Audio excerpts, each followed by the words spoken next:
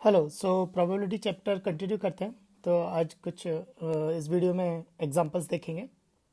तो इस क्वेश्चन में क्या हो रहा है, एक कॉइन को 3 बार टॉस किया। अब एक कॉइन दो दो तरीके से आ सकता है, हेड और टेल। दूसरा कॉइन भी हेड और टेल, तीसरा कॉइन भी हेड और टेल। तो टोटल केस कितने हो गए, 2³ विच इज़ 8। तो यानी 3 कॉइन कितने तरीके से आउटकम्स देगा, 8। तो हमें बताना है कि हेड एंड टेल ऑल्टरनेट आए, इसकी क्या प्रोबेबिलिटी है, और एग्जैक्टली 2 हेड आए, इसकी क्या प्रोबेबिलिटी है। तो पहले हम लोग आउटकम्स को समझते हैं।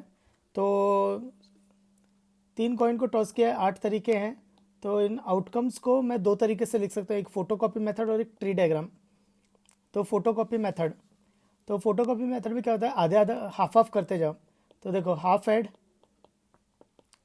हाफ टेल, तो 4 head 4 tail, 2 head 2 tail, 2 head 2 tail, head tail, एक हेड एक टेल, एक हेड एक टेल। तो दीज आर द आउटकम्स। तो देखो ना, तो ये वो आउटकम है जिसमें तीनों हेड है, ये वो आउटकम है जिसमें तीनों टेल है। नेक्स्ट है ट्री डायग्राम। तो ट्री डायग्राम में क्या होता है, एक रूट रहेगा। तो पहला कॉइन उछाला, हेड और टेल आया। तो पहला कॉइन उछाला, हेड आया। तो दूसरा कॉइन हेड या टेल आया, तीसरा कॉइन हेड या टेल आया, फिर तीसरा कॉइन हेड और टेल, पहला कॉइन टेल, दूसरा कॉइन हेड या टेल, तो तीसरा कॉइन हेड या टेल, तीसरा कॉइन हेड या टेल। तो एक ब्रांच एक आउटकम बताएगी। तो head head head, head head tail, head tail head, head tail tail, tail head head, tail head tail, tail tail head, tail tail tail. And number of branches equal to outcomes. तो 1 2 3 4 5 6 7 8। तो these are the 8 outcomes. अब आते हैं question पे।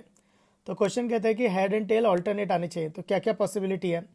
तो tell head tell और head tail head, ये 2 possibilities हैं। तो ये 2 पॉसिबिलिटीज़ हैं, तो 2 आउट ऑफ 8। तो प्रोबेबिलिटी आ जाएगी 1/4। Next, exactly 2 head. तो एग्जैक्टली 2 हेड में क्या क्या आएगा, tell head head, head tail head, head head tell, ये एग्जैक्टली 2 हेड। तो कितने हुए, 3 आउट ऑफ 8। तो प्रोबेबिलिटी हो जाएगी 3/8। तो ये प्रोबेबिलिटी आ गई 3/8। नेक्स्ट क्वेश्चन है, if pair of dice is rolled once,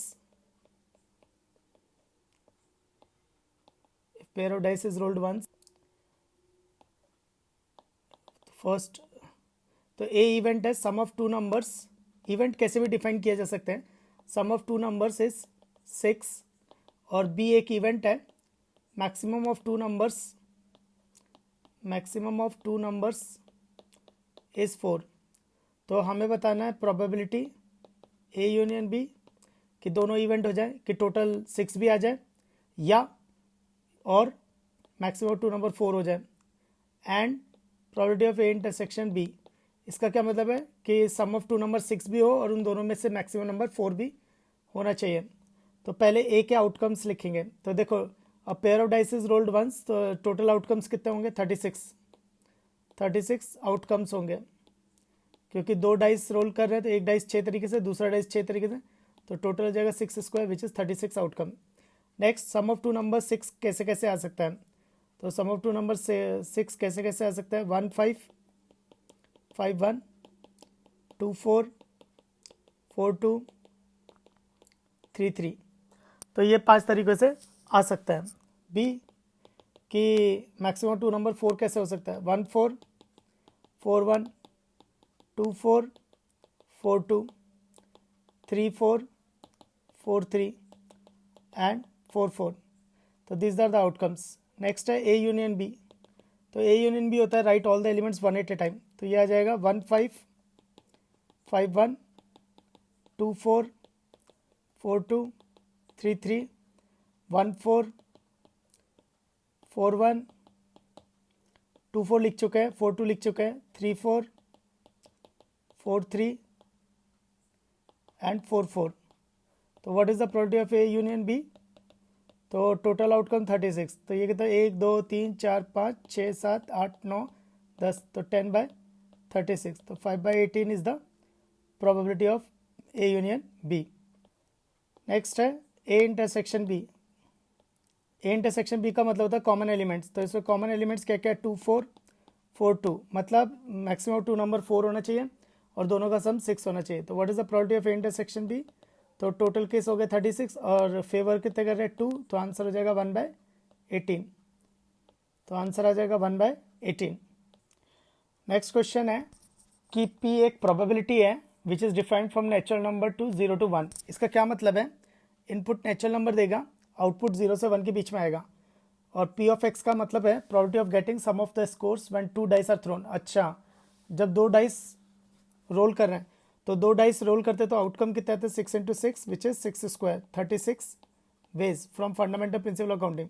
और वो आउटकम क्या क्या होंगे? 1 1 1 2 1 3 1 4 1 5 1 6 2 1 2 2 2 3 2 4 2 5 2 6 3 1 3 2 3 3 3 4 3 5 3 6 4 1 4 2 4 3 4 4 4 5 4 6 5 1 5 2 5 3 5 4 5 5 5 6 6 1 6 2 6 3 6 4 6 5 6 6।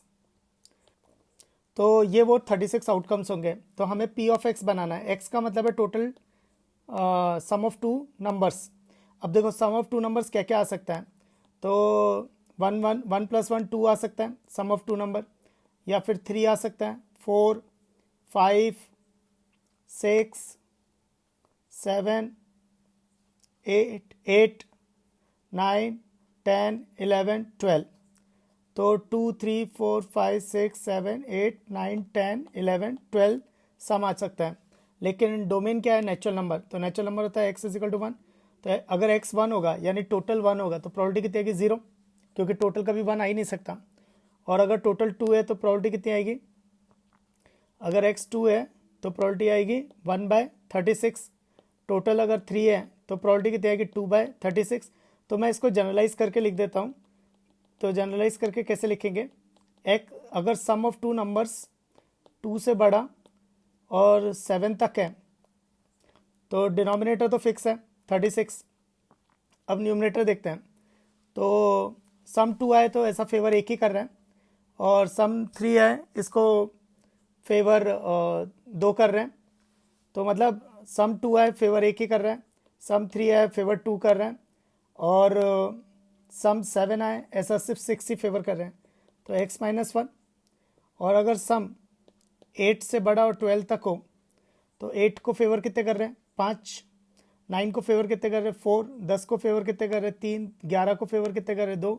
और टोटल 12 आ जाए इसको फेवर कितने कर रहे हैं? 1। तो ये आ जाएगा 13 - x अपॉन 36। 13 - x upon 36। और अगर टोटल 13 या 13 से ज़्यादा है तो इसकी प्रोबेबिलिटी कितनी है? 0। तो ये बन गया प्रोबेबिलिटी फंक्शन। तो ये बन गया प्रोबेबिलिटी फंक्शन। नेक्स्ट क्वेश्चन है। तो नेक्स्ट क्वेश्चन क्या है कि एक ओल्ड मैन है, वो फ़ोन नंबर डायल कर रहा है, 7 डिजिट का टेलीफोन नंबर है। तो 3 3 6 और 1 7। तो 5 डिजिट वो टाइप कर चुका है, डायल कर चुका है, 5 डिजिट डायल कर चुका है और वो करेक्ट है। तो 2 डिजिट वो भूल गया है। तो what is the probability the number is correct? तो पहले हम ये देखेंगे, लेकिन उसको ये पता है कि दोनों डिफरेंट डिजिट्स हैं। उसको ये पता है कि ये दोनों डिफरेंट डिजिट्स हैं। तो टोटल वेज कितने होंगे? पहली डिजिट 10 तरीके से आ सकती है, दूसरी 9 तरीके से। 0 से लेके 9 तक 10 डिजिट होती है, लेकिन दोनों डिफरेंट है तो दूसरी वाली 9 ही आ सकती है। तो टोटल केस कितने होंगे? 90। और उसमें से करेक्ट नंबर हो ये एक ही पॉसिबिलिटी है, तो 1/90 is the answer. Next question है कि well shuffled pack of 52 cards. Well shuffled का मतलब होता है कि हर कार्ड के आने की प्रोबेबिलिटी बराबर है, यानी 1/52। तो हर कार्ड के आने की प्रोबेबिलिटी 1/52 होगी। तो 52 कार्ड है, तो उसमें से एक कार्ड सेलेक्ट हो रहा है, तो वो कार्ड ना तो हार्ट हो ना फेस कार्ड हो, तो इसकी प्रोबेबिलिटी क्या होगी? तो ना तो हार्ट हो ना फेस कार्ड हो, तो इसकी प्रोबेबिलिटी क्या होगी? तो नाइदर हार्ट नॉर अ फेस कार्ड। तो पहले हमें समझना पड़ेगा कि उसमें हार्ट कितने होते हैं? 13 कार्ड्स होते हैं। तो अगर प्लेइंग कार्ड्स में देखें तो सूट्स जो होते हैं तो 13 heart, 13 spade, 13 club and 13 diamond होते हैं। तो 13 तो हार्ट हो गए। और फेस कार्ड होते हैं किंग, क्वीन एंड जैक, ये फेस कार्ड्स होते हैं। तो हर सूट के ऐसे 3-3 फेस कार्ड्स हैं, हर सूट के ऐसे 3-3 फेस कार्ड हैं, लेकिन हार्ट के हम 3 कार्ड 13 में काउंट कर चुके हैं, तो बस अब बचे ये 9 कार्ड्स काउंट करना है, तो वो हो गए 22। तो ये 22 है, तो हम कैसे देखेंगे, 1 माइनस या तो वो आइदर हार्ट और फेस कार्ड, तो 1 माइनस 22 अपॉन 52, तो ये आ जाएगा 30 अपॉन 52, तो 15 अपॉन 26, तो प्रोबेबिलिटी आ जाएगी 15 अपॉन 26।